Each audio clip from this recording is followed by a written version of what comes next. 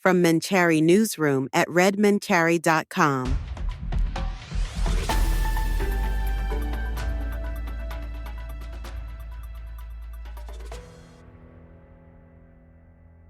Hello everyone, I'm Mika Santos and this is your today's rundown for Wednesday, May 7. Here are today's top stories.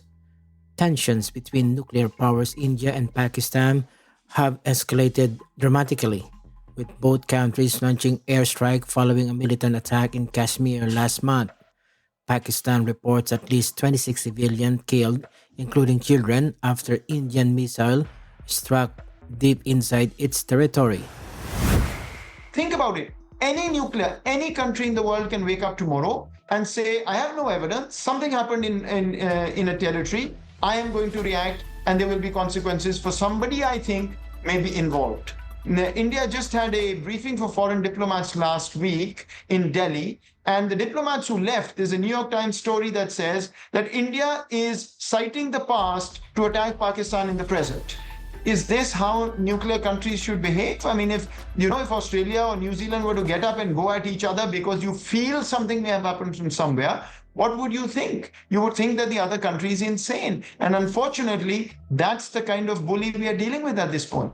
That is former Pakistan National Security Advisor Mohid Youssef in an interview at ABC Australia.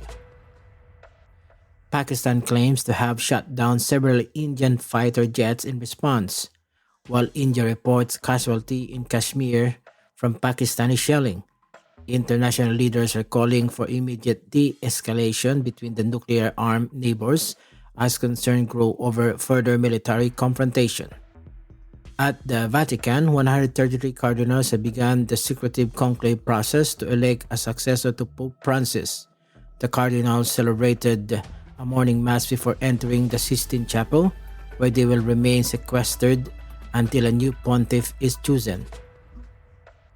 This conclave is the most Eurotypical device in Catholic history, with cardinals from 70 countries participating. To be elected pope as a candidate need a 2/3 majority, 89 votes. If no one secures that today, cardinals will continue voting until a winner emerges. Black or white smoke from the chapel chimney will signal the outcome. In Australia, Prime Minister Anthony Albanese has addressed his recent election victory, calling it a great endorsement by the Australian people.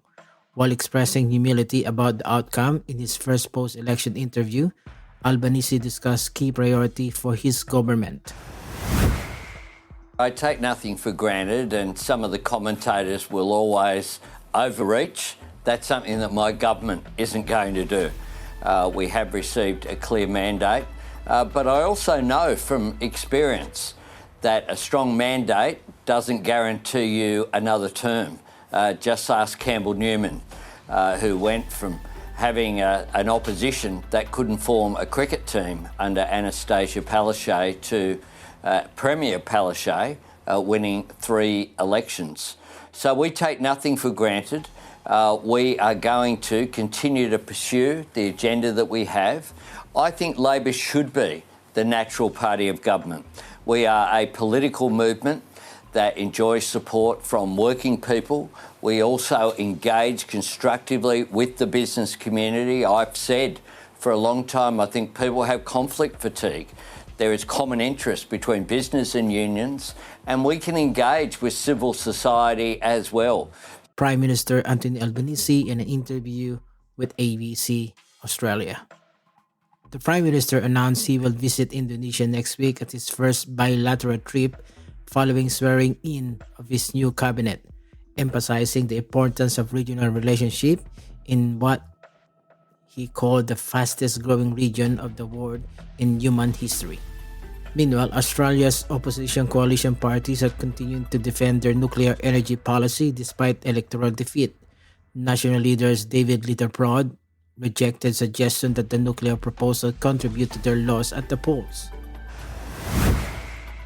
Well, quite interesting that Tim Wilson, who defeated the first Teal supports nuclear energy. I mean, I think that shows that it wasn't a drag on our vote.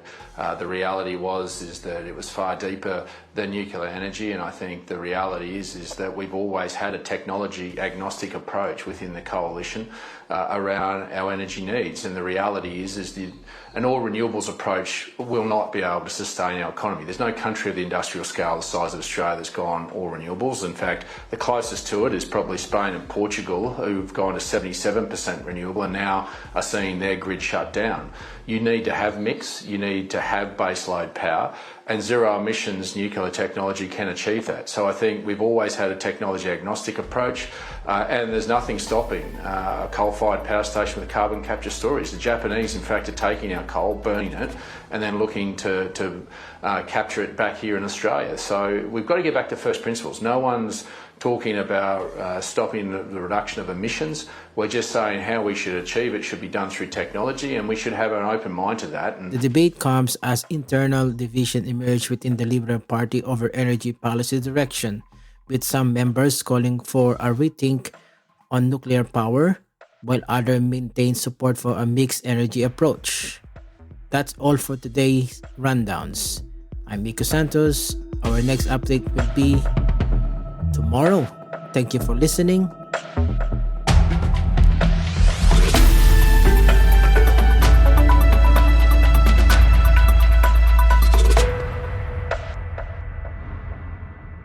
Subscribe to Mencari for news with authentic Gen X perspective. Cutting through the noise with zero fluff. Available now across all podcast platforms. News without the noise, perspective without the panic.